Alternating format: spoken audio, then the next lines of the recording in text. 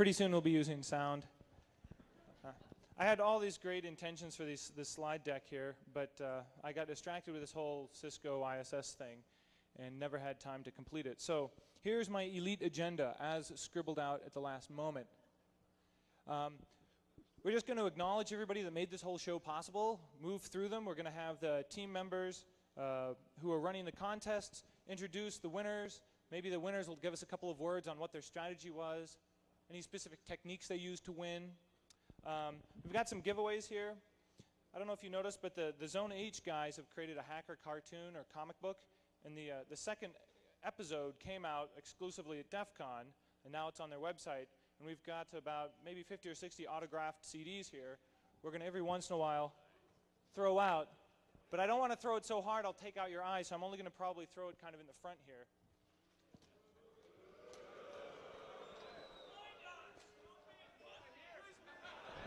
Okay, if you're willing to give me a verbal disclaimer of liability. Yeah,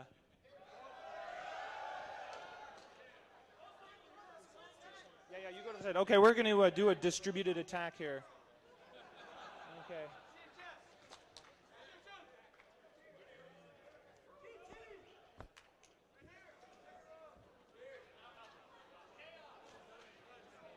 They look like the fish in the pond when you're throwing food in the water. They're all coming up to the top.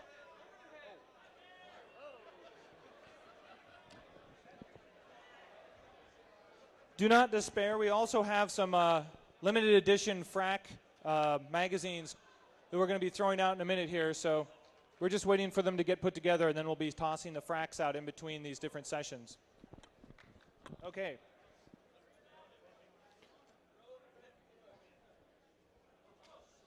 You got to be on your toes. Okay, so first off, Defcon 13 would not have been possible without all of the speakers. So let's give a round of applause to the speakers, if you were.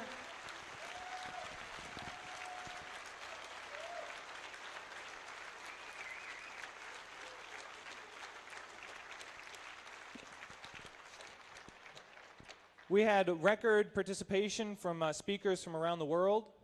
And this is the first time we've really seriously tried to track all the countries they've come from. And we also spent an enormous amount of time this year reviewing them. The most amount of speeches we've had to reject and the most amount of time we've spent reviewing them. But how many people were here last year? Raise your hand. Okay, how many people that were here last year think the speeches maybe were a little better this year than last year? You say it's about the same?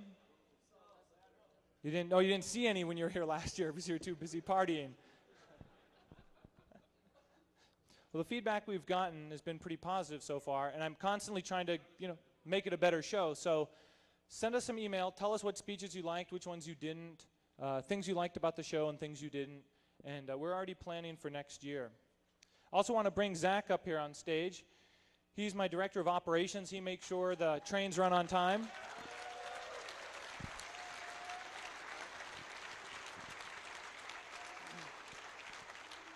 Without Zach's help, the hotel would never have been a functioning show.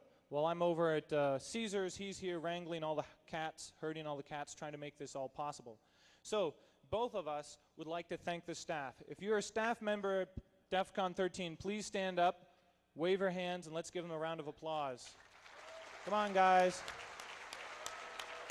All the way around. Right on. And just remember, folks, we stay sober, so you don't have to.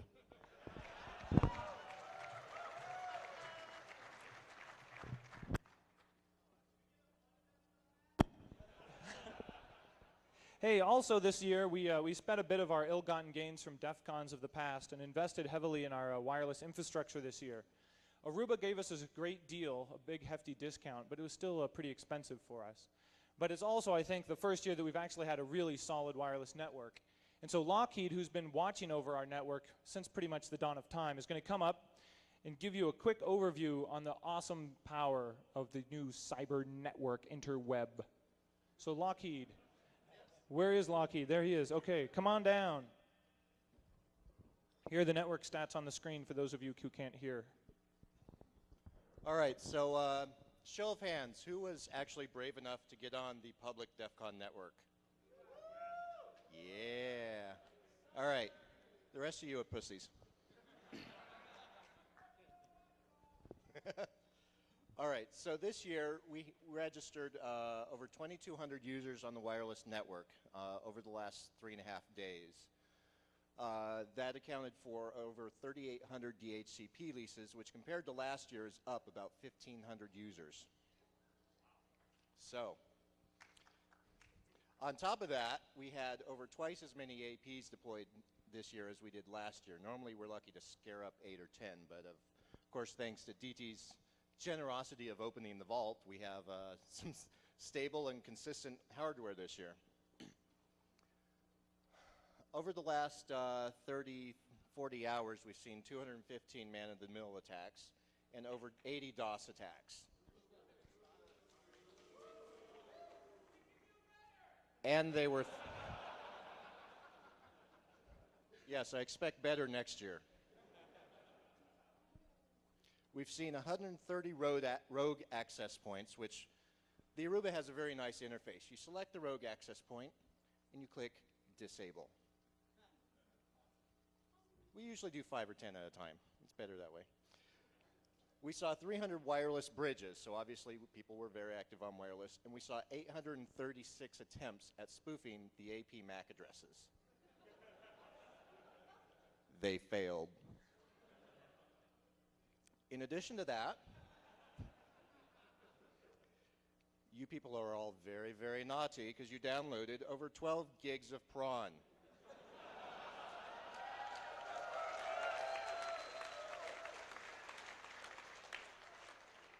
And that's only since the power outage yesterday morning. Next year we hope to have even more bandwidth, so I have high expectations of all of you. And who here from the network team is here? Come up, come up, get. I only have about half the team here because the rest of them ignored Zach's rules and went out and got wasted last night. Oh, Derek, get up here. Derek. And the man in the hat is the man who has done most of the work behind DCTV, so let's have a round of applause for Derek.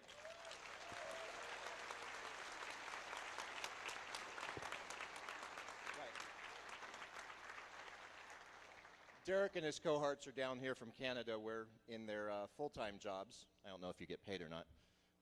They actually run a internet TV and radio station called Rant Radio, so make sure you guys tune into that. So we've been here all week, and we're going to go have a beer now. Thanks. Actually, before Locke goes, he should tell the story of how he got here in his nice car. Wait, say it again? Say it again? Locke's little story. Some of you may have noticed some subliminal messages. I think Locke should explain that. We're very lucky Locke's even here today, so...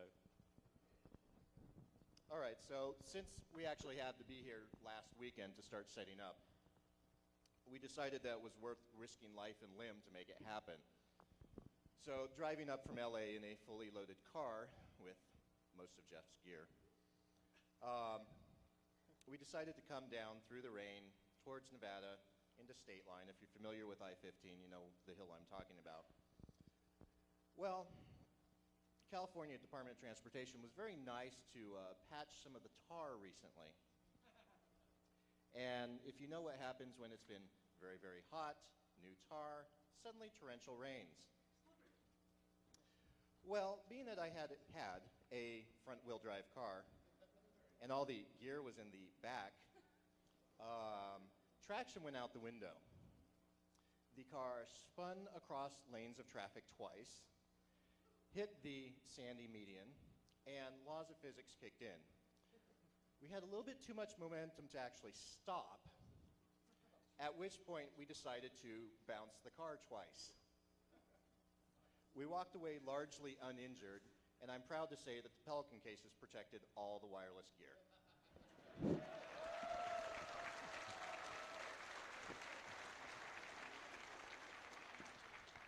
If you've been watching DCTV and watching the update channel, periodically you've been seeing the subliminal messaging.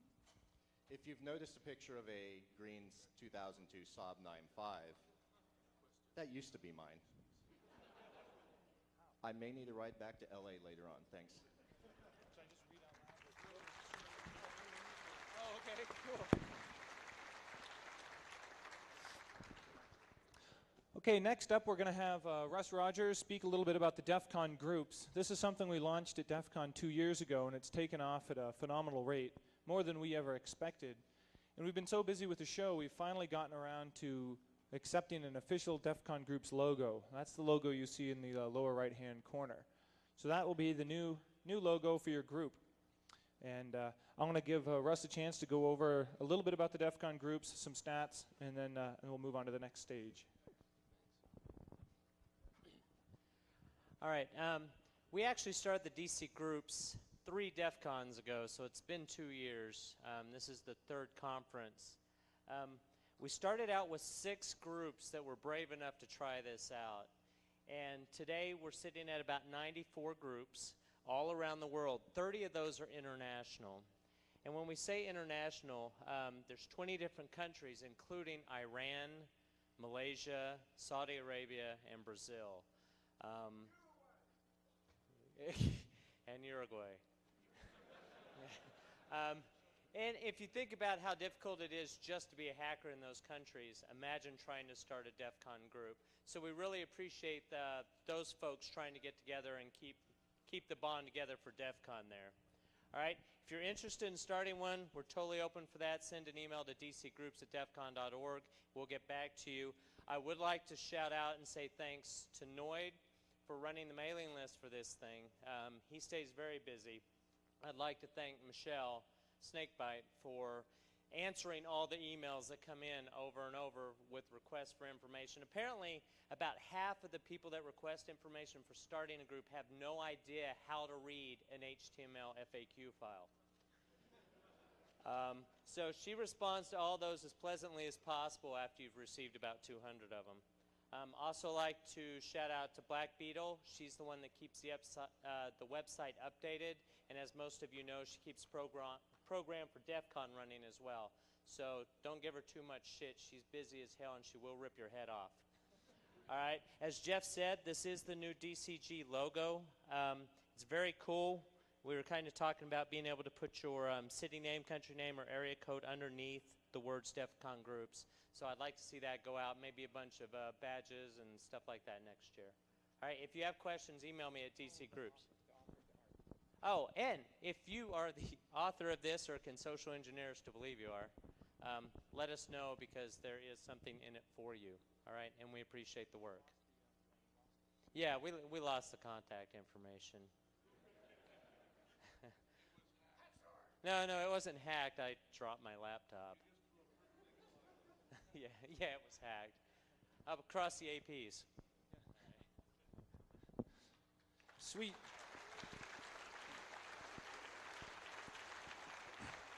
Okay, so this next slide is basically a summary of all the contests we could find and all the people responsible for running all the contests.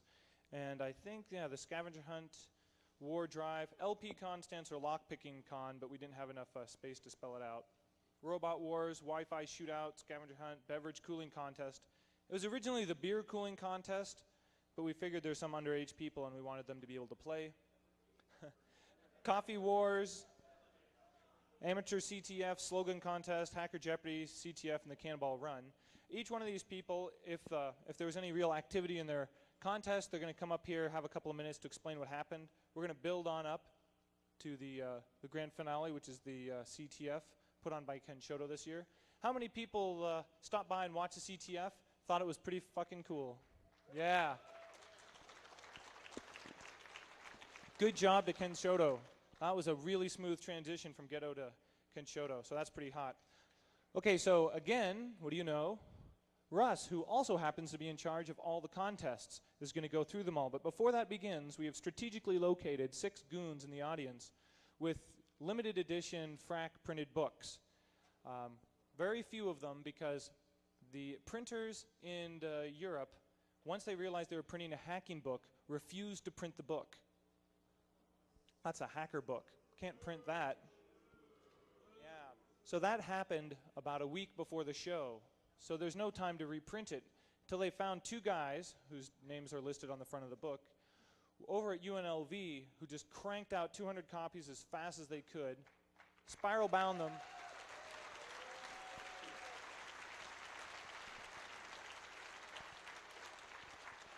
So we've been going through them throughout the con. You might have seen some of your friends with them. There's very few left. I think there's only like 20 or 30 left. And those are the ones we're going to be throwing into the audience right about now.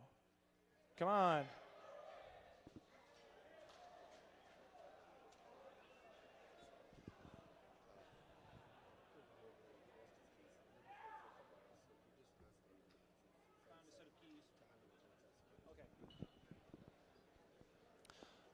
Oh, I've just got a request. If anybody has found a set of keys, can you please turn them in to hotel security if you found anything?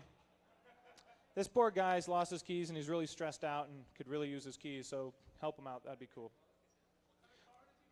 Yeah. No, they're all safety deposit keys, and so you can no. Okay, so I'm going to pass it off to Russ. You're going to take it from here? Yeah. Cool. Okay. All right, we've got some semblance of order here. I'll apologize now if we get off track here. We had about a dozen different contests running this year. A show of hands, who participated in any contest at all? All right. Are the contests a good thing? Do you like that? All right. Yeah. All right, so there's about 500 that do, and then one guy who hasn't apparently ever tried one at all. If you have ideas for new contests, please shoot me an email, russ@defcon.org. All right, so let's start with the beverage cooling contraption contest. All right, this was the first year for this. It was an unofficial event, but we figured we'd try it out and see how it worked. This is Deviant, and he will explain what it was and how it worked and hand out his cool swag. Thank you, Russ. Hey, how's everyone?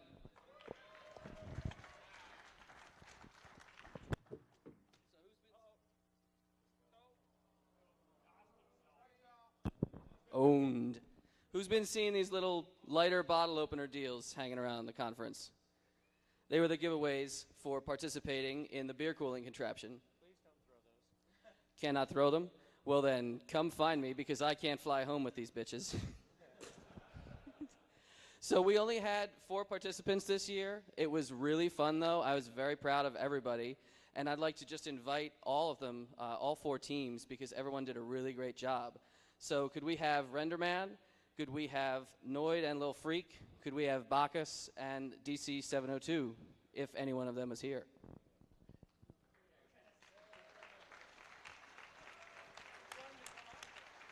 Yeah, come on up, come on up.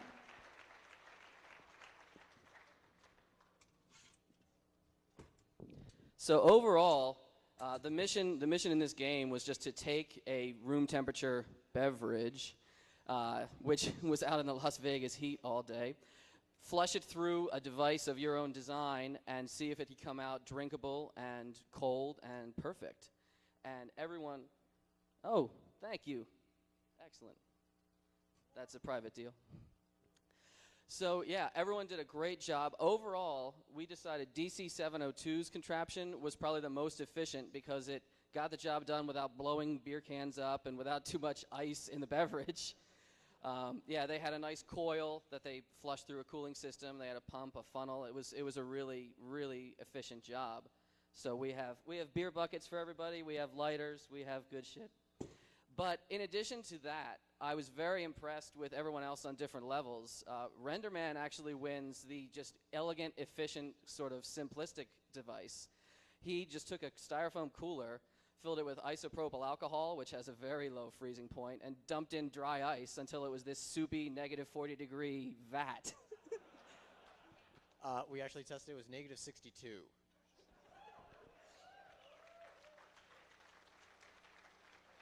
And I just thought that was genius in its simplicity. So once we got around beers exploding, and yeah, like danger to our hands, that was terrific though. Bacchus's contraption was a Peltier cooler, which I hoped someone was going to rig up. And even though it wasn't the most efficient, he promises that next year he's going to not only refine it, but use the hot side of the junction to power nacho cheese. So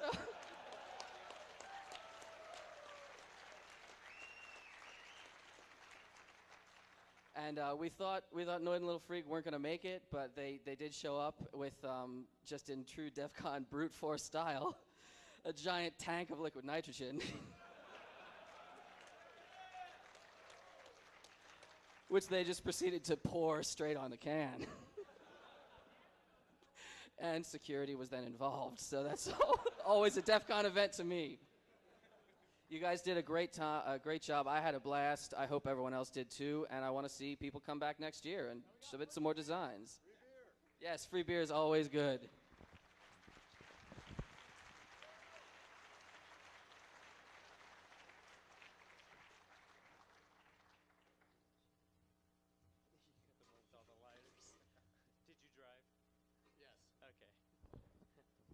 Renderman's got all those lighters. I won't let him throw at you and frag you all one at a time out of the room. Is that it? Very cool. Thanks, guys. Thanks. While I've got a minute and I see Dan Kaminsky standing back there, did you ever get your clothes that you lost at the pool last night?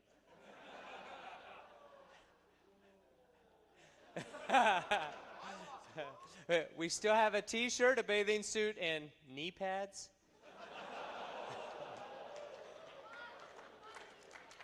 Oh, sorry, it was only one knee pad. Oh, it's an elbow pad, right. Ah, yes, he has not picked it up. It is right here, this gentleman. Do you see it, Dan? Raise your hand again. Show him his clothes. Yeah. All right, so you two hook up. I don't want to know how you got them either. All right, before I go into any more, I do want to mention that we had 2 contests that either had entries and nobody won, or had no entries because we scared the hell out of everybody.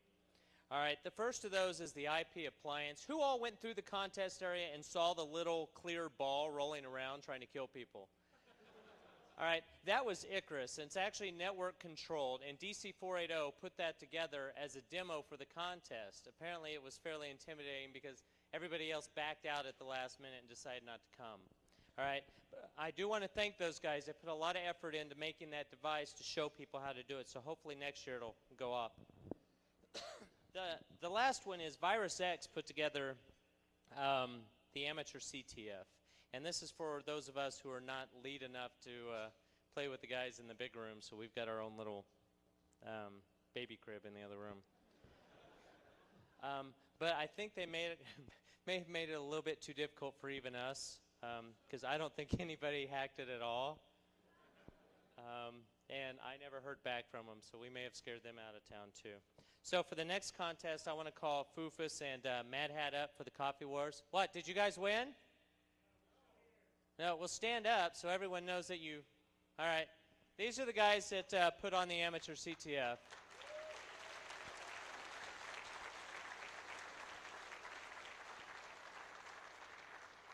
I mean, hell, they tried, right? Okay. All right, so let's do Coffee Wars. I want to bring up Mad Hat and Foofus, and they can talk about all you caffeinated people out there.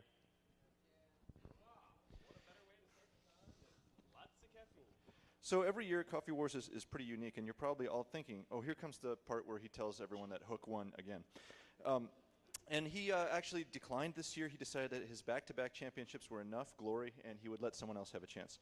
So we had 21 entries this year, and I'm not quite sure yet whether that's an all-time high, but we didn't have any disqualifications. Everybody actually followed the directions, which is a wholly new thing. And so we actually tasted all of those coffees. We had 6 judges. Each coffee is judged on 6 criteria, so that's a grand total of 756 votes to tabulate. And by the end of the contest, some of the judges were a little overstimulated. There was some messy writing. They would make strange comments on their forms. And one actually managed to misspell his own name. I don't see Gurney Halleck here right now, but way to go, man. It's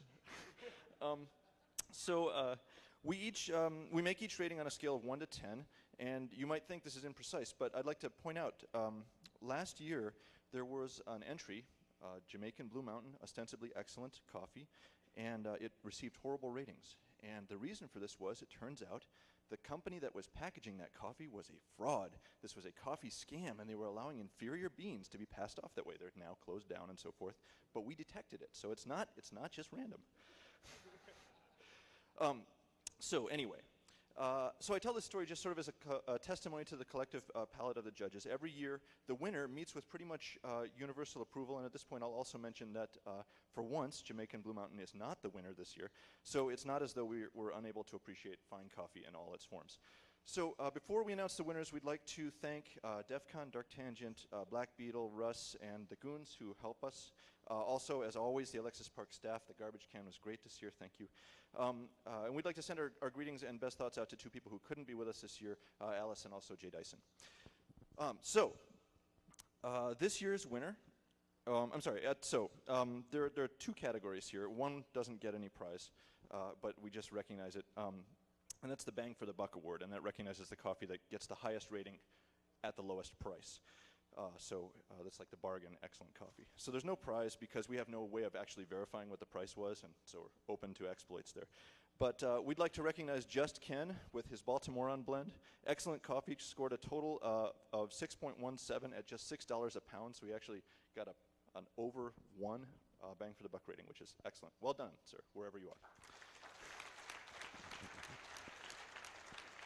Now, this year's winning entry was submitted by one of the judges, and before you all shout, oh, conflict of interest, I'll point out first off that the tasting is blind, so nobody knew whose coffee they were tasting, and also that the judge who entered the coffee was the one who gave it the lowest marks, so he's very... so it's, you know, it's not an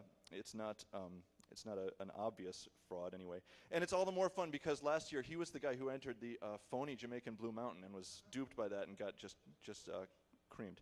So the only coffee to break the 7.0 barrier at $30 per pound with a score of 6.67. The winner and undisputed champion is the Red Lion Kona, entered by Dr. Van Harl. Are you here, sir? We have some prizes for you.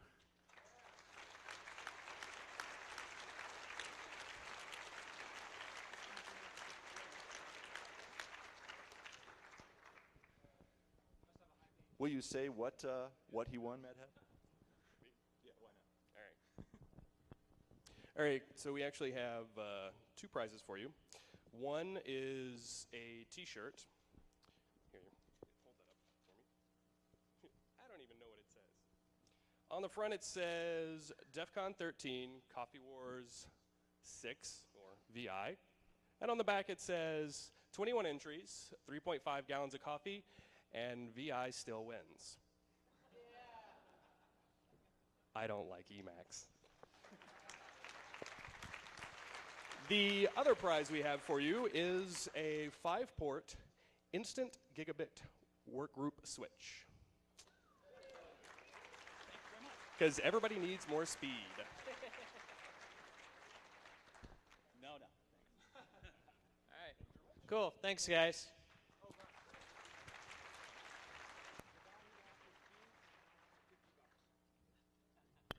Okay, so the guy that lost his keys is now offering a $50 reward. He can have my keys.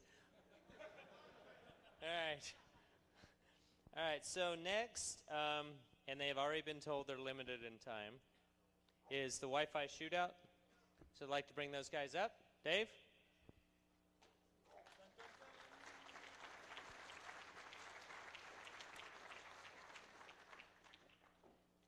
Thanks, Russ. Yeah, I've been told I have limited time. Even though I'm from Oklahoma, I'm going to try and talk really, really fast. Thanks, Jeff, the Defcon staff. Russ, you've always been nice to us, and you sure appreciate it. I'll get the shameless promotion out of the way first and thank Wired Magazine, Trapeze Networks, Jeffatech, Air Magnet, O'Reilly Books, Pacific Wireless, Netgear, Pasadena Networks, Netopia, and the always cool Jinx. Yeah. All right, now, on to the cool stuff. The contest this year was a really outrageous adventure. at the top of a mountain with one of those precarious roads, you know, where you look over the side as you go up and you say, bear to the left, at an elevation of about 6,200 feet above sea level. I'll tell you about the other end here in a minute. Two teams in the contest really stood out. From New York City, 4DI, why don't you guys come on up? Yeah. And iFiber, why don't you guys come on up too? Because it's going to take you guys a while. Brian, you did an excellent job. These guys came all the way from New York City, and even though they had equipment malfunctions, they entered in the commercial-only category. And even with their problems, they still did a respectable 10.18 miles. Please take your swag. Oh wait, don't go yet. You also get one of those. Yeah, so that's fun. So thanks, you guys. You were spectacular. The other team that stood out in the contest is iFiber Redwire. Even though there's 4 guys here, they actually came with their moms and their dads and their girlfriends and their friends, and they had a crew of, what, 15 or something? 9. Well, it looked like 15. They drove here from Cincinnati. There's kind of a long, involved story. They started out in a big Greyhound bus that broke down twice and is now sitting in Denver. They ended up here. They drove to the top of the mountain on the very narrow road with a big U-Haul hauling a big trailer at an incline of about this most of the way, and actually got there. I was quite impressed. Their equipment was very impressive to me. It consisted of a homemade antenna, and this is at both ends, by the way, on the mountain, out in the field. A homemade antenna element mounted on a 12-foot surplus satellite dish, that this outrageous setup of brackets and support structure they had welded together themselves, and scaffolding. There was even a sling added to support this gentleman's broken foot, which he broke in the line of duty of the contest. Yeah.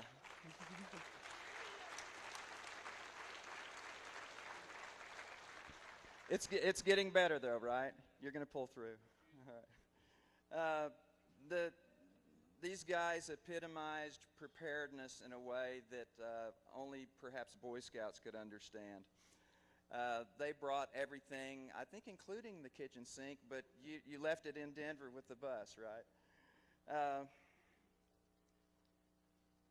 They sent part of their team to a small town in Utah. The mountain in the Vegas area was Mount Potosi, which is about, 22 miles southwest of Las Vegas. That's where base camp was. And they said, okay. I said, where are you guys going? Where are you going to go first? Because the judges do distance confirmations. And they said, we're going to Utah. And we said, all right, let's go to Utah. So our guys went to Utah. These guys are also ham radio operators, so it was neat that we could have voice-to-voice communication back and forth with ham radio provided by them. They got to Utah. They towed their trailer up part of a mountainside in what I hear was extremely rugged terrain. One of the support brackets, you got this 12-foot dish bouncing around, going up, and one of the brackets started to give way, so Ben got out and stood on the trailer and held the dish in place as it's going up the mountain. First, they did 2 impressive things. I'll mention one of them first, which is they had an amplified setup. Okay, they had these 300 milliwatt clients that they were using mounted at the feed points or the antenna setup that they dialed down to about 30 milliwatts. But they had some inline amplifiers. They were 3 watt, yeah, that they used. And using that setup, they did a 11 meg connection of 125 miles.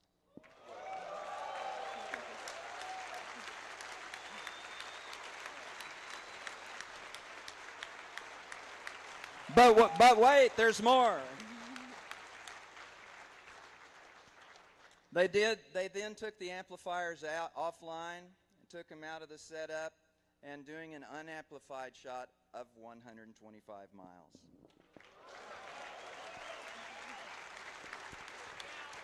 For 3 hours. With the same 11 meg transfer. What would you say that your total gain output was?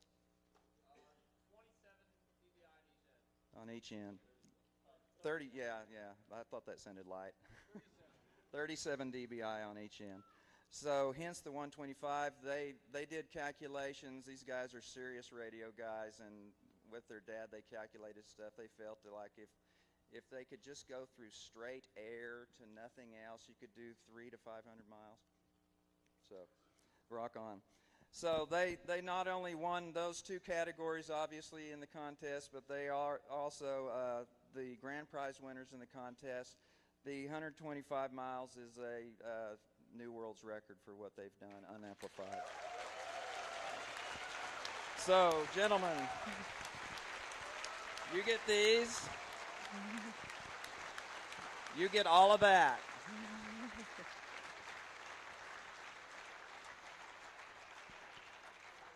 Now, I was going to bring my kitchen timer with me to see how long 7 minutes was, but we also have a little bit of leftover swag that we're going to toss to you guys. So thank you so much. It's been great.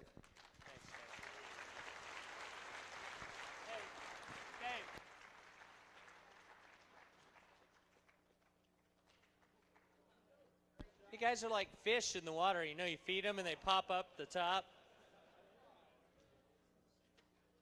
Oh.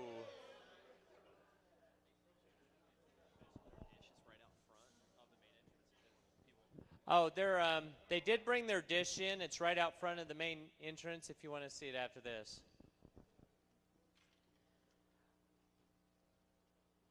All right, so now we move on to the Robot Wearers contest. Who got to see it this year? All right, we doubled our contestants. We had 2 robots. All right, but it was cool as hell. If you got to see it, it was very, very cool. We had the Irvine Underground compete, and then we also had a team from Florida compete. The way they've laid the points out, actually, where's Kalahar? I'm going to put him on the spot. Where are you? He's passed out, isn't he? All right. The way they had the points was if it was fully automated and controlled by software, then you got triple the points.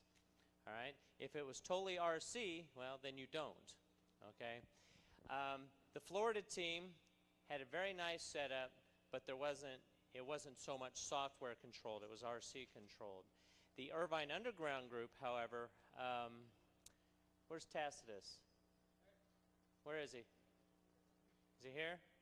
Oh, there he is. That guy writes some incredible robotics software. The aiming system on their robot was totally automated. Right? All they had to do was go through the maze, pick up the balls, take it back, and turn it on. And what happened was it would take these ping pong balls, load them, and then auto-target based on visual images and knock the cans off the wall. Very, very cool. Unfortunately, they still lost.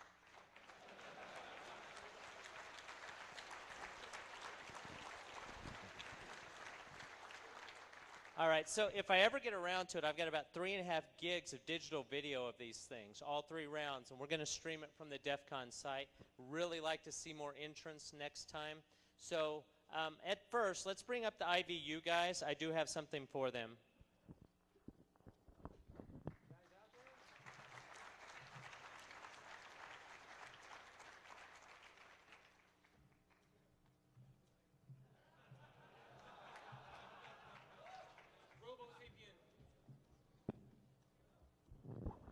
All right, so these 2 are the guys from Irvine Underground. Originally, this Robo Sapien was going to go to the winning team, but since we didn't have anybody in the IP appliance, figured we'd give it to these guys. They worked their butts off. That robot is so cool. If you missed it this year, don't miss it next year. It was really awesome. All right, so big round of applause for these guys. Thanks, man. Oh, hey. Yeah, can you tell us about your robot real quick? You can. Here we go. All right, the robot drove through the maze. It did line following through the maze for the most part. We were able to take over in software and drove by RC if we needed to because there were some seams. We had some weight issues. Drove through the maze, picked up balls using RC because the balls all run to one corner, so we couldn't automate that. It was a last-minute thing, you know, these last-minute things. It goes up a conveyor belt, goes into a hopper, drives back through the maze, stops at a certain location. Hey, stage fright, cool. So balls go down the hopper into a barrel that's controlled by an electronically triggered paintball gun. We have a adapter that we custom lathe, thanks to ArcLight if he's out there. It brings down the paintball adapter to air compressor hose. Air compressor hose goes to a 1.5-inch PVC barrel. PVC barrel tracks on XY servos with gear motors so it can handle the weight. Looks for circles, looks for 3 circles in a row, and finds the circles, goes to the firing location, fires. And we were going to get the shot that would have taken us over in the points, and our time ran out. So it was fun. I give major props to their team. They did a great job. They'll be up here soon. And thanks to Queeg and ArcLight who really helped us out too, Echo, everyone else who helped on the team. Y'all are great people. Thanks, guys. Good job. And also a big thank you to Kalahar for building such an incredible arena for the event. It was spectacular. Very, very good job. I want to see more robots next year. Hey, if we double again, we'll have 4. All right, so where's Tommy? Let's talk about the cannonball. Cannonball. That's nice. Come on up, Tommy Pickles. Oh, wait, hang on. Damn it. Sit down for a second. I forgot the winning team. Where's the winning team? Where's our Florida guys? Come up, please. Drink. I don't have a drink. Oh, it gives me water. I'll take it. Oh, shit. But the thing is, you don't know what's in here, right?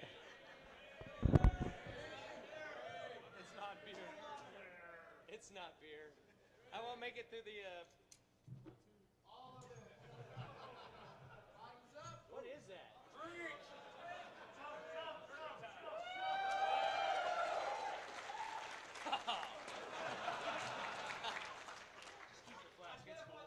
I'm gonna start talking like Win in a minute.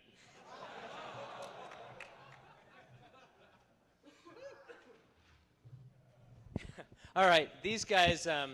They did a fantastic job. I know there were a lot of different designs out there for bots that were trying to do what these guys did. God. for picking up the ping pong balls. I'm going to let them explain it in a minute. But what we're giving them as a prize. Oh, thanks. All right. They're actually going to get the Roomba Discovery. This is... the Robo Sapien and this are both thanks to UAT, who actually shelled out a shitload of money on this stuff, all right? This is hackable, all right? There are tons of ways to do this. They'll also get the traditional black badges for winning the contest. So I'm going to go ahead and let them explain what's going on, how their robot worked, while I get their black badges. So, here you go. Main thing was it was not a robot, it was a vehicle. The Irvine, they had the AI, we did not. I feel kind of bad about that, but we had a choice about 3 months before. I had trouble with my AI, and I decided that I wanted to have a functional system, so I switched the whole thing over to RC at the last minute, which was a whole lot easier. How it ends up working is it's pretty basic. We had fans on the back. The fans turned on. These were RC fans for airplanes. They were pretty powerful, and this is why in the 3rd round, which you never thought it would go 3 rounds, we assumed it would go for one 15-minute session, and that'd be it. But we ended up going 3 rounds for like whatever, and it just was not meant to get. Actually, this actually worked this weekend for the first time. We actually put it together. I got it put together, and then we shipped it out. So when I got it here, I put it together. So we're even lucky it even worked. the RC fans basically suck in one direction. We had 3 of them. They sucked in the balls. There was a hopper for them to hold into for a staging area. We reversed the fans, and they pushed them up through a section, which was to a loading mechanism, which went into a tube, which was controlled by a compressor, which we pulled out the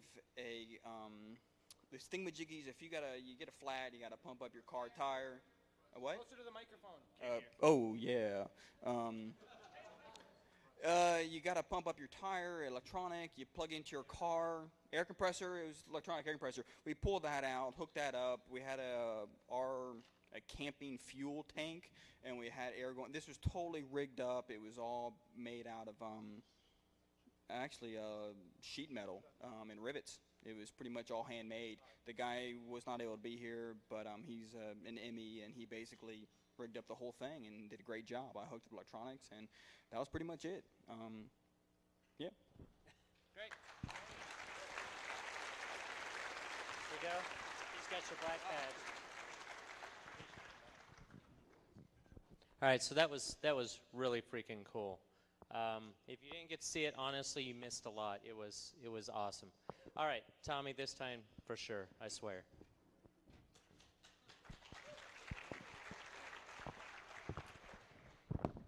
Thank you. First of all, I'd like to say thank you to Defcon and the staff for letting us put up for trouble for 4 years now. This was the 4th annual Defcon Cannonball Run.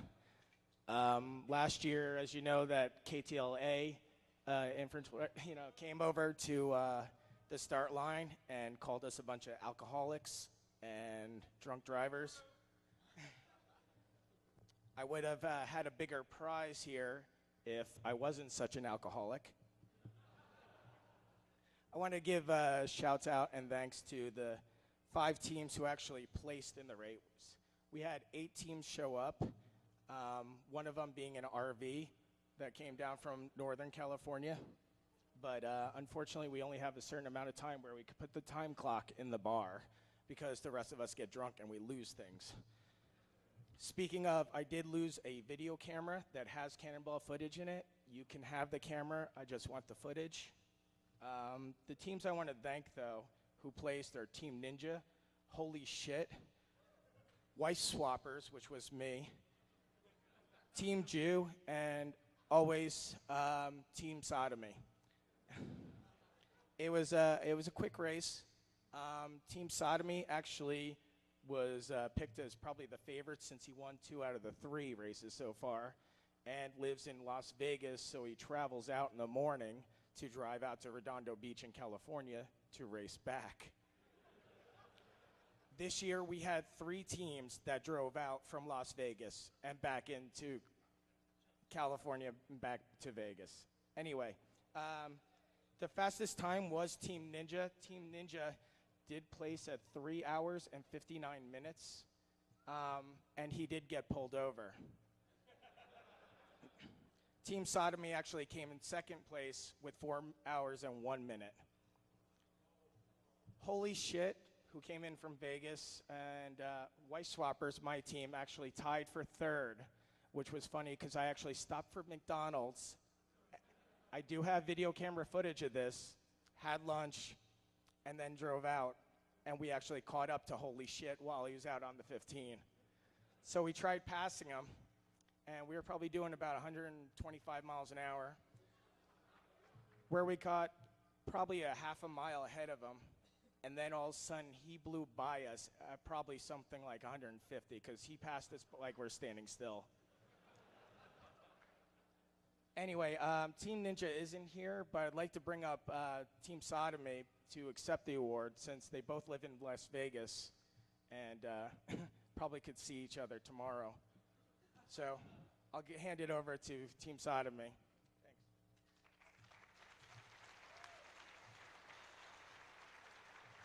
Thanks. Hi. I'd like to thank the rest of Team Sodomy who couldn't make it today. They were a little sore. Now, Tommy might have said that we were the favorite, but when we showed up in our rented Cadillac, it wasn't the favorite. There was a lot of talk of, you can't do that, but we did, and we lost. So it goes. But I want to say, though, if it happens again next year, there's been some talk that it might not make it. It's a lot of fun. It's really easy. Whatever car you got, get in it, get MapQuest, and get rolling. And that's it. Thanks to Tommy and thanks to Defcon for letting us do this.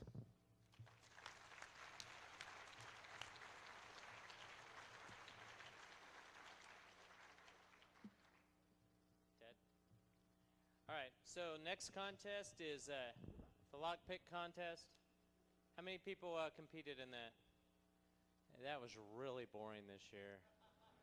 Man, they upgraded all the locks. There wasn't much action there. It was like being married again. Did I say that? All right, so here's Kai Goth. He's the organizer. I'm going to let him talk about it and pull up the winning individual. Real quick, I just want to thank DT and the rest of the Goon staff and everybody else for letting us do this here. This is our third year. I do want to kind of apologize. Like Russ said, it was a little slow this year. If anybody's watched the first couple years, we had winners cracking these locks in 2 to 6 seconds. In order to get from the first to the second round, normally you had to pick a lock in 12 to 10 seconds or less, which is pretty phenomenal what a lot of these guys are doing. This year I decided, well, you know, I was sick of buying brand new locks every year, so I got a sponsor. So thank you for IVU and lockpicking101.com. If anybody is interested, check out lockpicking101.com for some great info. They hooked us up with some awesome brand new locks that I can rekey every year, very stable. I tried to level the playing field so that all the locks were fair, same pinout all the way across the board. Problem was apparently they were keyed a little bit too difficult.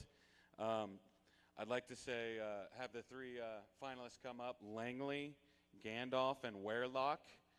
They're the only three that picked any of the locks.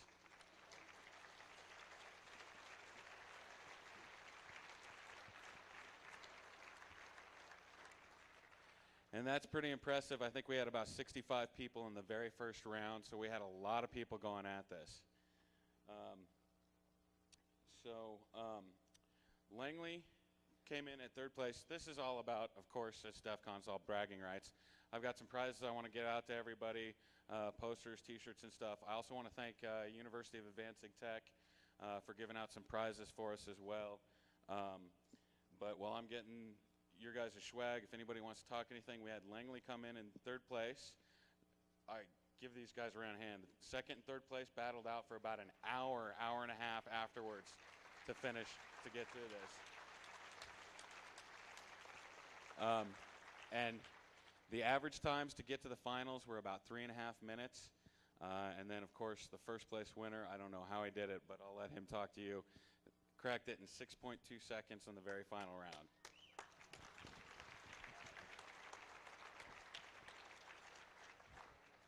Thanks, Kai. These guys put up, a great lock picking contest every year. This is the third year, I think, right? 3 years. Had the opportunity to be here each time.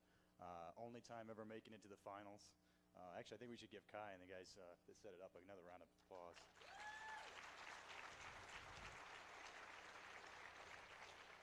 Actually, I think it's great that they made it a little bit tougher. I mean, fewer people made it in, but it showed a little bit more skill. I don't know either how I got it in 6 seconds, but I just used a slim line, and it was awesome. But actually, hats off to these guys. I think it was more like 2 or 2.5 hours at these guys. It was like Iron Man competition, and they went on, and finally, Werelock cracked one. So good job.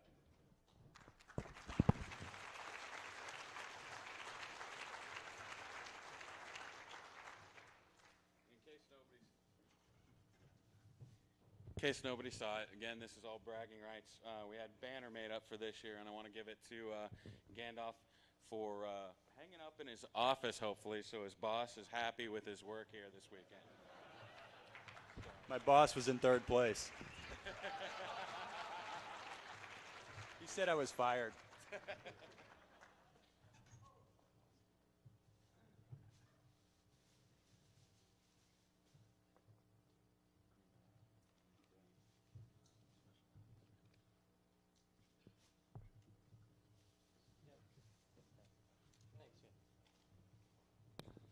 I'm going to have Grifter unleash some more shirts we found into the audience.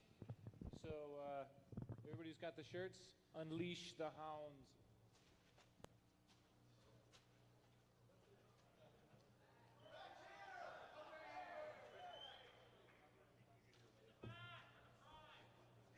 We just found another box of more stuff.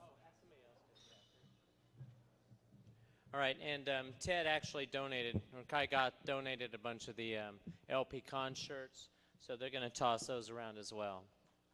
All right, so let's call up Grifter for the scavenger hunt.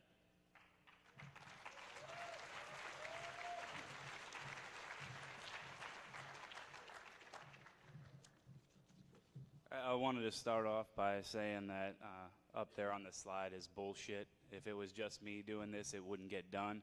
So can we get a round of applause for DC 801?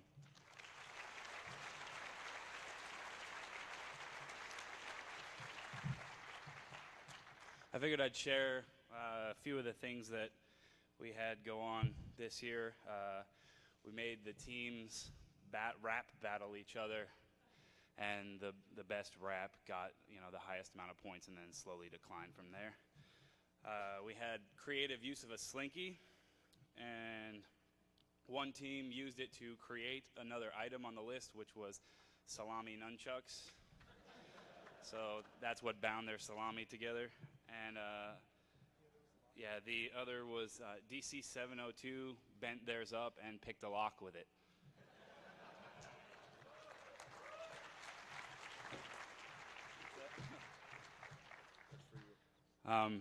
Every year we ask for a live chicken, and for 4 years we've never gotten one. Say hi to a live chicken. They want you to have it. What am I going to do with it? I don't know. Hold on to it for a minute. They want you to have it. I already had two little baby chicks living in my room last night. It won't be on the list next year. Another one of the items was get DT to slap you hard, which turned out pretty well. We had also argue about whether or not the Bellagio fountains are being powered by mermaids, like very loudly. So during the fountain show, the teams were out there screaming at each other. And I quote, "Fuck that shit, that's a mermaid."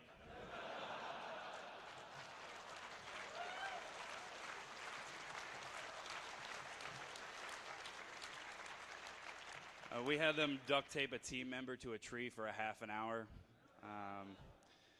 Now, this is where we kind of got owned. We put down make a wetsuit out of mouse pads and then jump into the pool. You get 100 bonus points if all of your clothes stay dry. So the teams made a wetsuit out of mouse pads, took off their clothes, set them next to the pool, and then jumped in.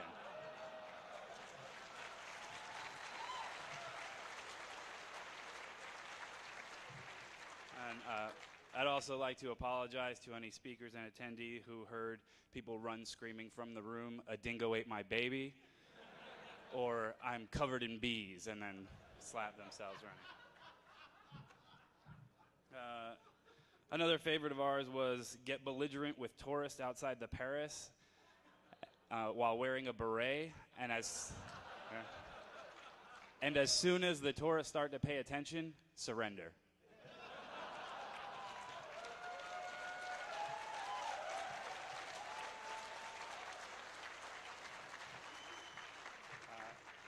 And also one of the hunt staff's favorite was we had them make a suit of armor out of aluminum cans. I'm going to start bringing up the teams. The third place team was Team Quiggle, if they're here. Anyone? Team Quiggle? Come on, guys. There they are.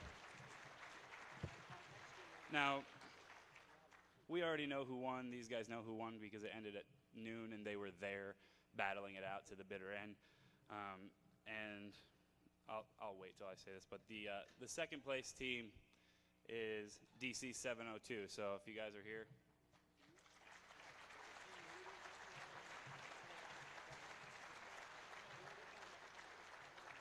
You'll notice some of their prizes are 2 big salt licks because that was one of the items and we didn't want it.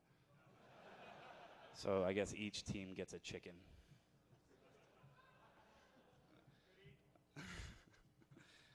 And then the winner of the scavenger hunt for this year is Timmy Needs a Liver. So Timmy Needs a Liver. Tell him to come back afterwards.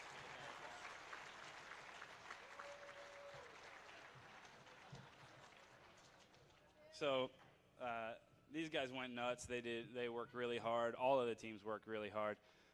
So it was a blast. The hunt staff had fun. We hope these guys had fun. And also, I want to say thank you to these guys because I don't know if you noticed, but the vendor area didn't have Miko in there, like Uncle Ira's giant tables worth of huge. What is that stuff? Crap. Okay, there you go. That's it. And usually he donates a grip of stuff for us, but we got stuff from every single vendor in the vendor area. We don't go out and take sponsors outside of Defcon. We keep it gangsta. Timmy Needs a Liver, because there weren't tons of prizes and they were getting the black badges, they decided to waive any of the swag stuff, take the black badges, and since they had such a good competition with the other teams, they said give it to them. So round of applause for Timmy Needs a Liver.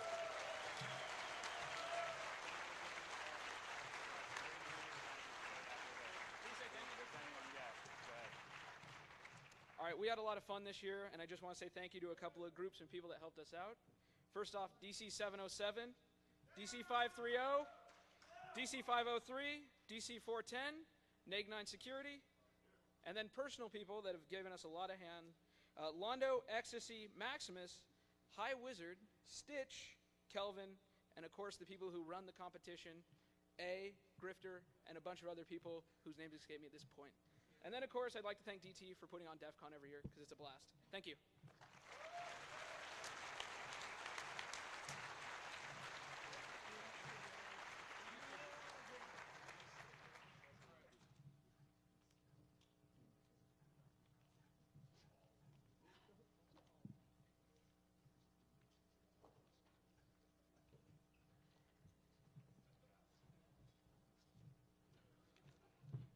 Forgot one thing. On behalf of DC 801, Win Schwartzow's daughter is hot.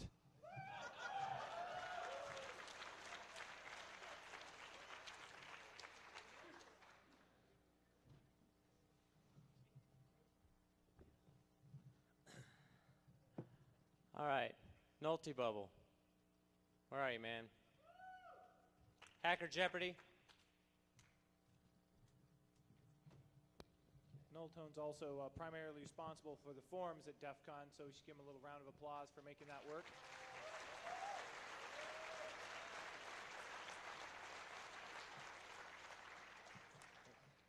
So this year, Hacker Jeopardy was in its 11th year, and I'm sure most of you have seen it before. And actually, who caught it this year? It was on Friday and Saturday night. All right, not bad. Well, it went pretty well, and there were 4 rounds as usual. The final round with the winners from the first 3 rounds. Yes, 3 people vomited.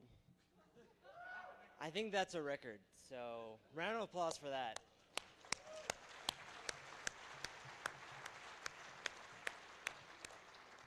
Is Bobcat in the audience? No. Is anyone else from his team here? All right, that works. Team Nymphs, they won. So come on stage. All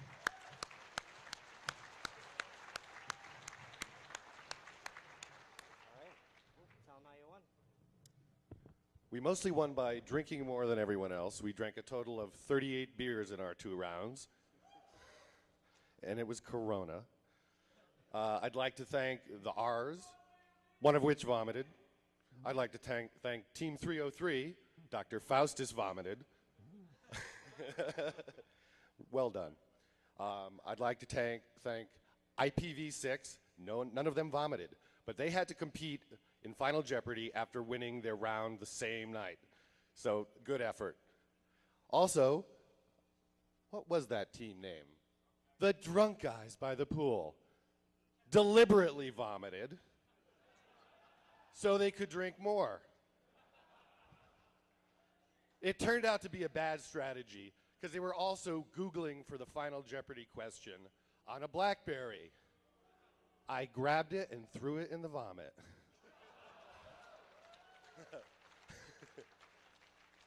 It does not work anymore.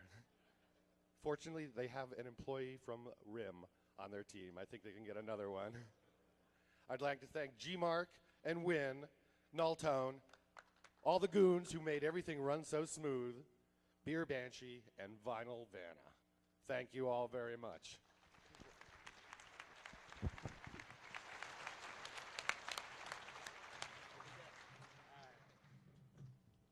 So everybody on the winning team is going to get the uber cool Defcon leather jacket.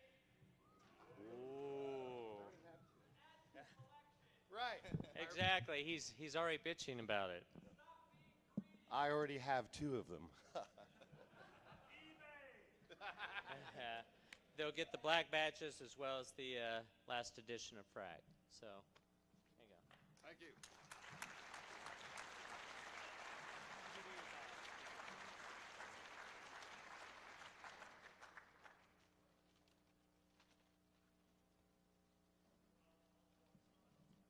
The official badging, it's the most moving part of the ceremony. Thank you.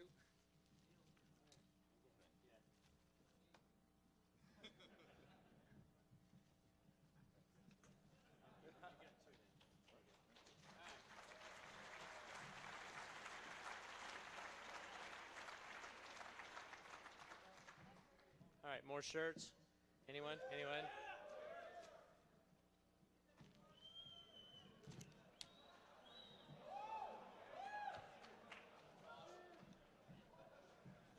You treat him like a frisbee, I can hit him in the pool.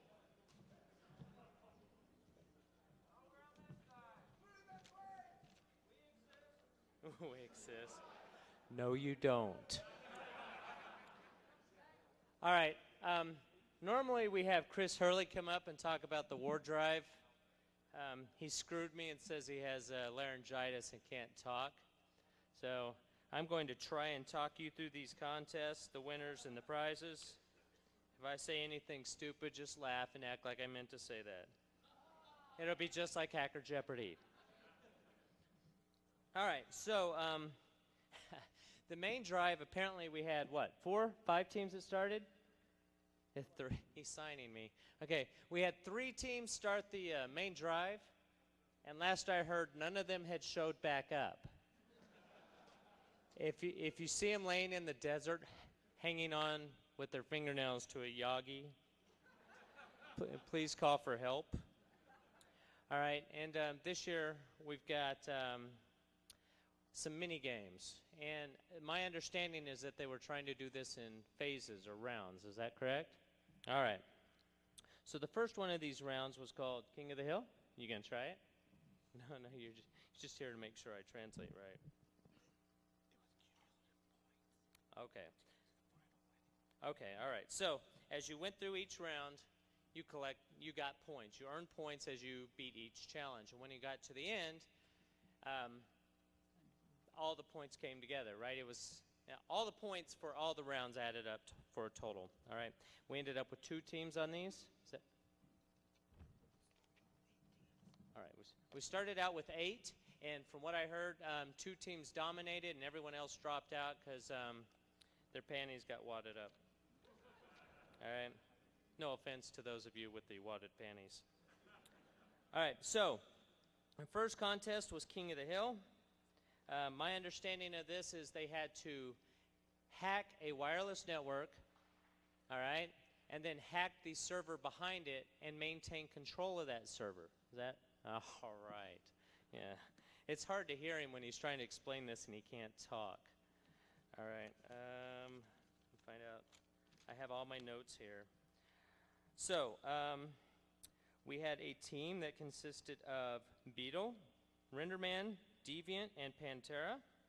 They did not have a name, so I guess that's something like in the Wi-Fi world of a default SSID, which is what I've started calling them. All right. Now, they ended up winning the King of the Hill contest, and the interesting part of this was that Beetle was actually speaking at Defcon for 2.5 hours of that, came in the last 30 minutes and kicked everyone's ass.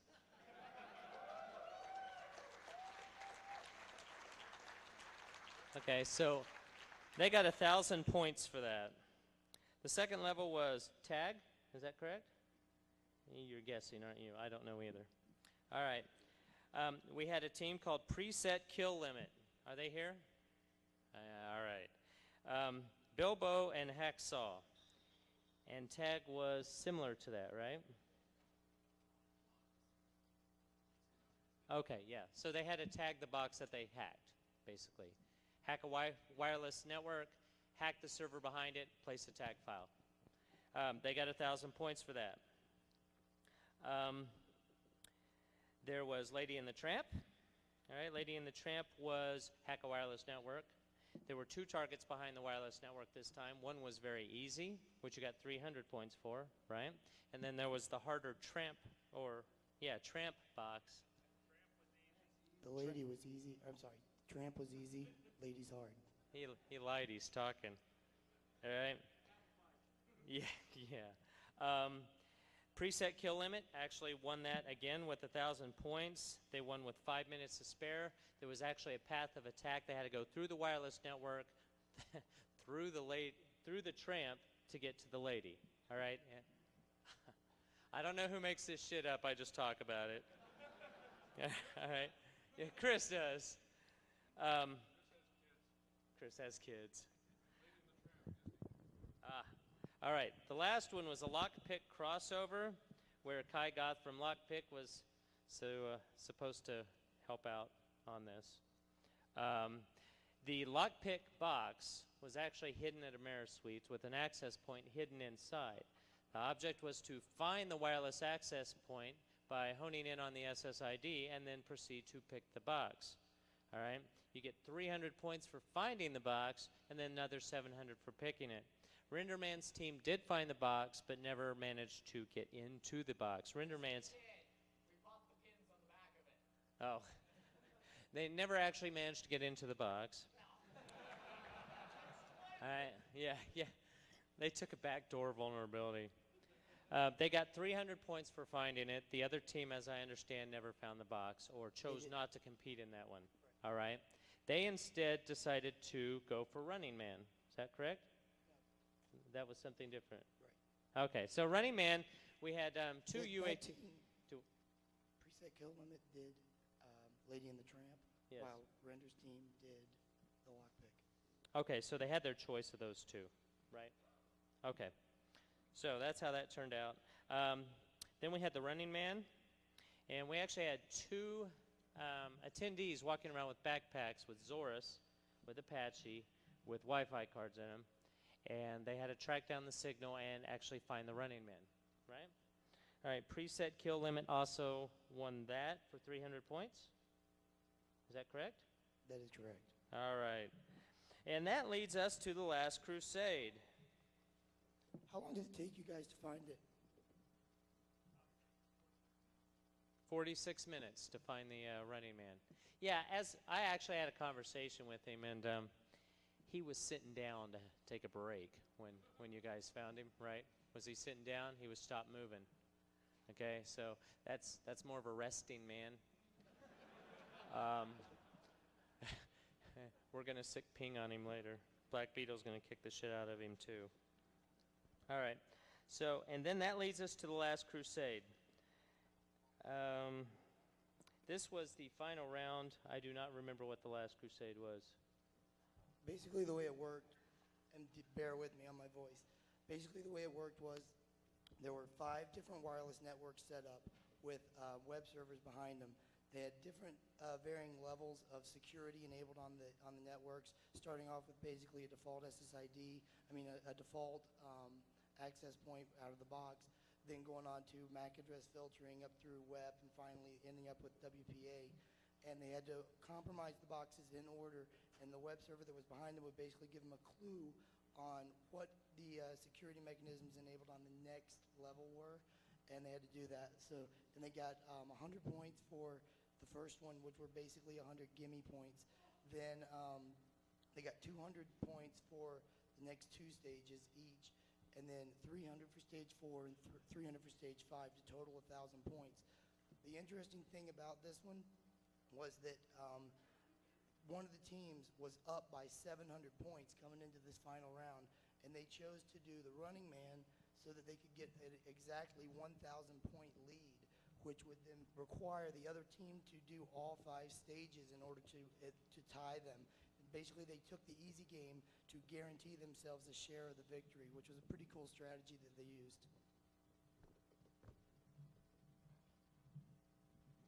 All right, so as I understand it, we have prizes for nearly every one of these. Had Renderman's team actually picked the lock on the lock pick-con box, we'd have prizes there. And for the war driving contest, since everyone disappeared or vanished. Well, but you cheated, so it doesn't count. Yes, you did, Jesus. Well, nobody. Renderman decides that basically the point, all you had to do was be the first person to collect 1,000 access points. Renderman walks over in the contest area and says, "Oh shit, Beetle's speaking. I don't have a car. We got no way to do anything." I'm like, "All right, it's not my problem. You can walk around and get 1,000 access points pretty quick." So they decided to go ahead and just throw fake AP up and get 1,000 access points in about 25 seconds. So I disqualified his ass. All right, so for King of the Hill, which went to Renderman's team, okay, we have 4 Scenario cards. All right, okay, come on up, guys. Renderman, Beetle, Deviant, and Pantera. That is correct.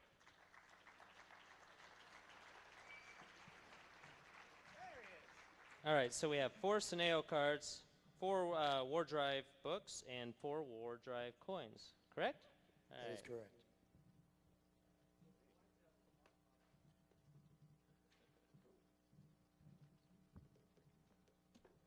Yeah, since you didn't win, I guess you need the books. How many of these things have I got now? Is that drive, detect, defend? Again. Somebody offer me something good for this afterwards. Since nobody buys my book anymore, I just give them away.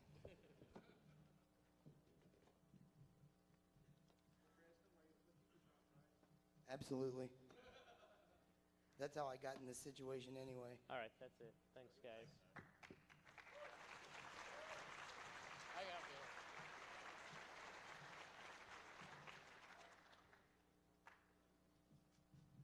All right, for the Lady and the Tramp, can we please get preset kill limit up here? And you guys just might as well stay up here. Oh, gotcha. All right. They are getting a signed copy of InfoSec Career Hacking and 2 USB drives for this piece. Just go ahead and give them all their stuff. Give them all their stuff. You guys stay up here. All right, and then for they won the Running Man as well, so they get 2 Cyber Exploit CDs and 2 War Driving coins. All right, and then for the Last Crusade, they also won. They have an access point plus. They didn't win Last Crusade. Oh, they did not win Last Crusade. All right, I don't have those notes. Renderman's team got that? Renderman's team got that. All right.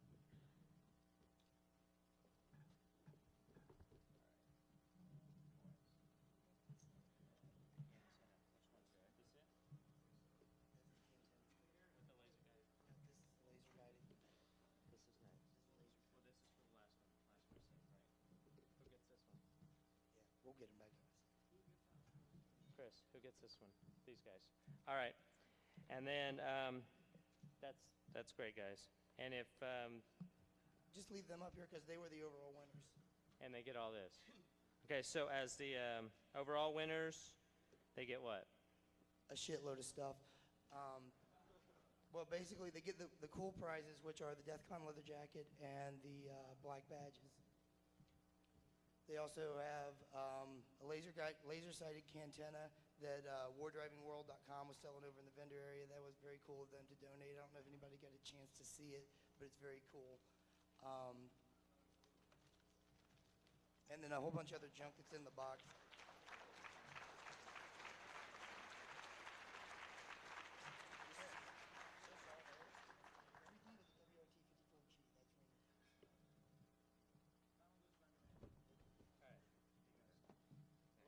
Oh yeah, and They got a wireless firewall from WatchGuard that's very cool as well. So enjoy, gents. Great job.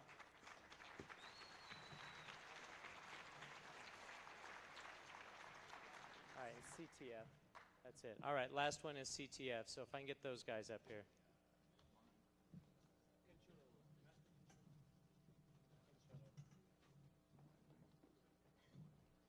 Is that everyone from Kinshoto?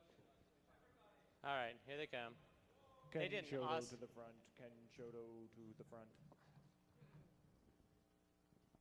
So we're going to introduce the people who put on the new Capture the Flag, and then they're going to give us a blow-by-blow and tell us who won. So with that, we're going to pass off a microphone to Ken Shoto.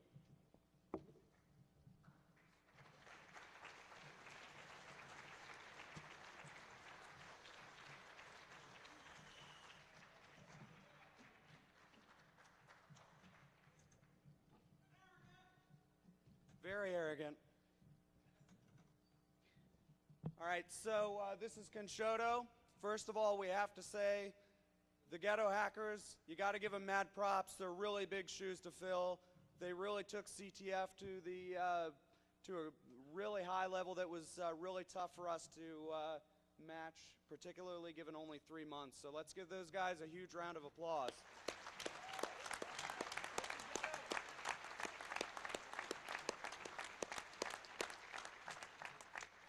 All right, so we're going to try to make this short. We've got our own private in-and-out eating contest that we got to get to, so we should have one of those next year. Yeah, just don't invite Nick Farr. For those of you who missed it, last year Nick Farr ate a 30-patty In-N-Out burger. And the receipt was like, you know, animal burger. Patty, patty, patty, patty, patty, patty, patty, patty. Well, this year he thought he could best himself, and he was raising money for the Hacker Foundation, so he consumed a 35-patty burger and raised $600 for the Hacker Foundation.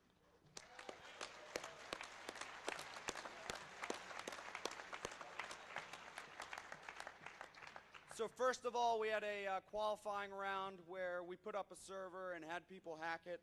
There were 130 sign-ups, 80 people showed up to play, and only 15 did well enough where we would even consider having them sit at the table. So the people who were in the room this weekend, they were uber. You got to give them all mad props, okay?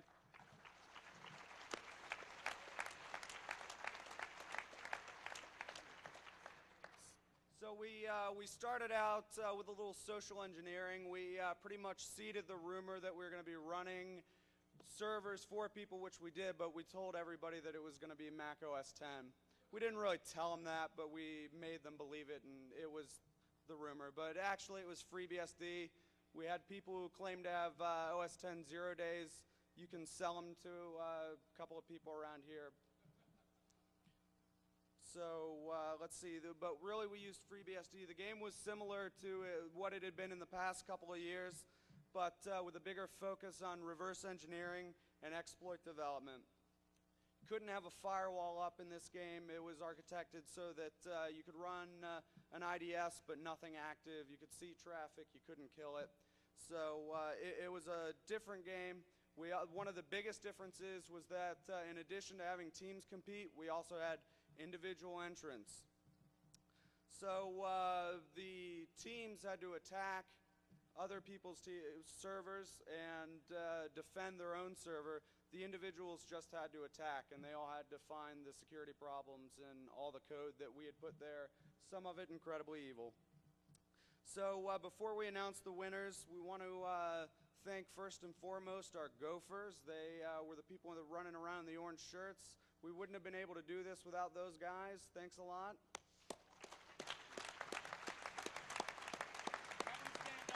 Stand up, guys, stand up. Those orange shirts smell after 3 days, let me tell you. That's why they're nowhere near us right now. So we also want to thank the Defcon staff, particularly Zach, DT, and everybody else like Major and Agent X who helped us out. And with that, we're gonna post the final results on our webpage tonight, but gonna go over the top 3. Number 3 was the top individual. Okay, so we didn't score them separately. They all lumped together. The individuals were competing against the teams, and so this individual, he beat 5 of the teams all by himself. He was really good at all the little things, so when a team would fuck up, he was there to figure it out and take advantage of it. He was doing a phenomenal job. So 3rd place and 1st overall for individuals goes to Atlas. Come on up.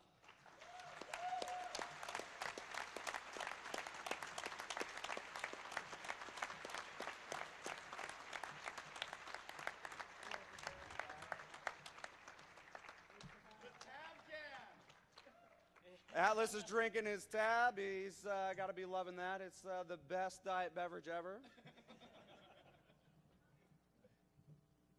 Yeah, so what Atlas wins is the coveted black badge, Defcon leather jacket, and a bound issue of the final frac. So Atlas, could you give us a couple words about what your strategy was? Win and not fuck up anybody else so much that they killed me.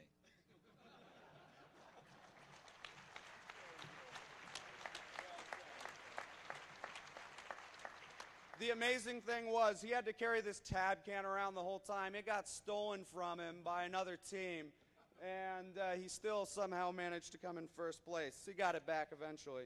But congratulations to Atlas, and there's his black badge.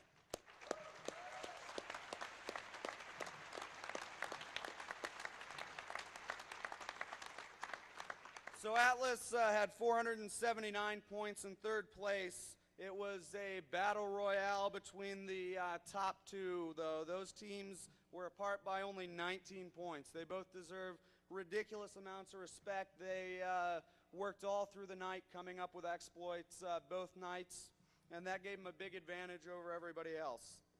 They both had their best kung fu action grip, but ultimately the difference maker, one team was a little better on offense, finding stuff and breaking it. The other was a little bit better on defense, keeping their own services up. And this year, after they traded places a lot during the last day, it turns out that offense won the day. So the 2nd place team, who we should give a big round of applause to, with 595 points with School of Root. Which means that Shellfish wins Capture the Flag with 614 points. Come on.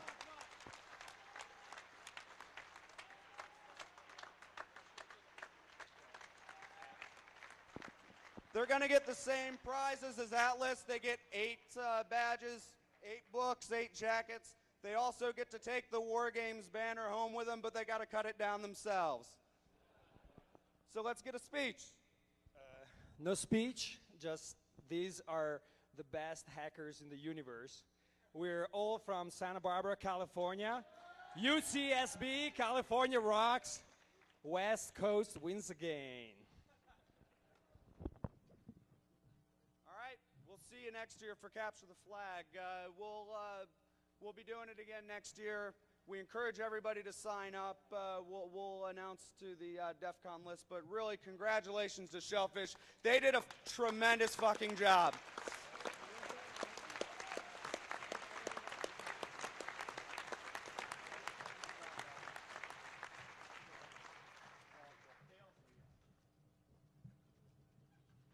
All right, that's it for contest.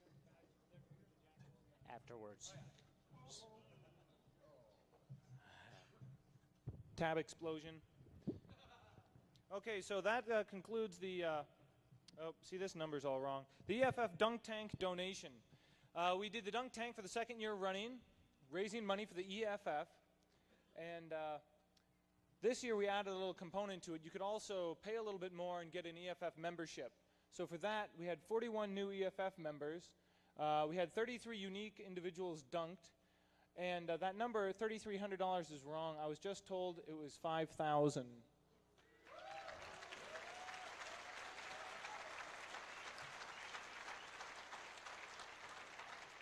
So the way it works is Defcon eats the cost of rental, insurance, and everything. And it was actually a bit of a nightmare because we informed our insurance company we had a dunk tank on the property. They withdrew their insurance, and we had to go find insurance like with 2 weeks to go before the show. They just didn't want the risk. And then, so we ate that cost, and we threw in another $500, so it's an even $5,500 if we can have an EFF representative that might be around to take it. Come on up, guys. Receive the dinero. Maybe just say a little bit about the EFF for us, please.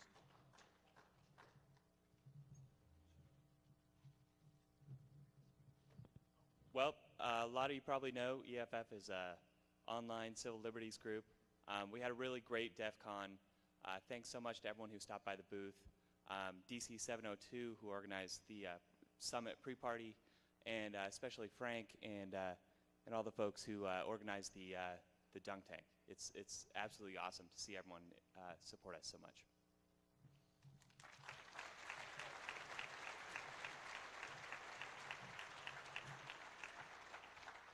I just want to say thank you to everyone who came by the dunk tank this weekend and helped contribute to the EFF. It was a lot of fun.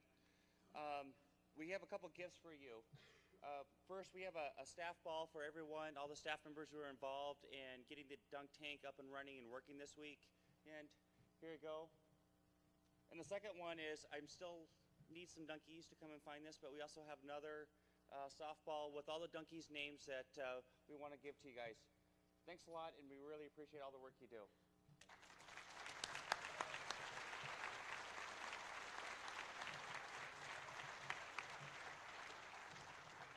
One last thing I'd like to do is I'd like the guys and the gals who came out and helped me run the dunk tank this year, please stand up and take a round of applause.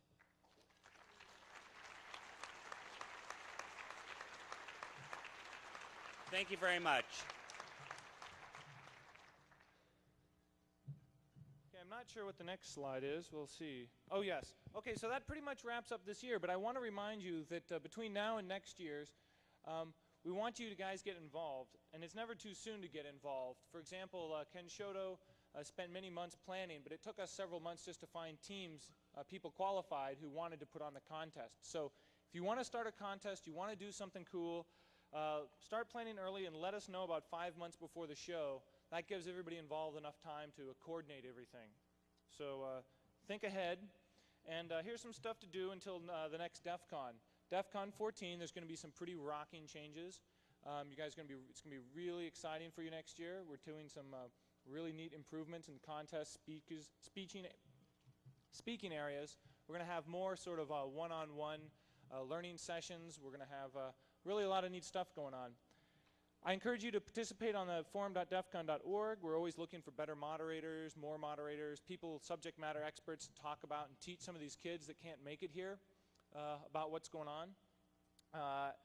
Not only are we going to be putting this year's DJ action and audio and video online, we're also going to try to solicit from you guys. I really want to pump up our audio video archives. We've got some hacker documentaries on there, but I know more are out there. I just kind of have to hunt them down and get permission to put them online. So if you know anybody who's got a cool documentary or some video clips you want hosted, send them on in, and we'll host them on our 10 megabit server. So send in some clips, write up something about DEF CON, your stories, how you vomited on stage at Hacker Jeopardy, you know, blow by blow, and just kind of spread the word. We'd really appreciate that. And then finally, the public over at defconpics.org, they do a tremendous job of trying to be the memory repository for DEF CON. So if you've got some pics, you want to share them, send them on over to the public, and he'll point off to your site, and that's sort of our central go-to jumping off point for a lot of pictures. So with that said, I believe it's time for DT in the pool. I've come to expect this every year, and so this year I've taken off my socks. And emptied all the electronics out of my pockets. Actually, Jeff, this year I can assure you we're not going to throw you in the pool. Oh. We have something else Liquid planned. nitrogen? Gentlemen, ladies, come on down. Zach, would you step up, please? Jeff, you could come on down here to the end. Uh-huh. Stand over here on the stage. Please, seriously. Just down the end, Just seriously? Down that end over there. Okay. With Zach. Up on stage, Zach. Goons, come on down. Everyone, goons up in front here. Everybody, come on down. Seriously, we talked about this, folks. We could not do this without Jeff and Zach, or our DT and Zach. We basically would like to salute you, the audience, and Jeff and Zach and everyone else. We, the goons of Defcon, salute you.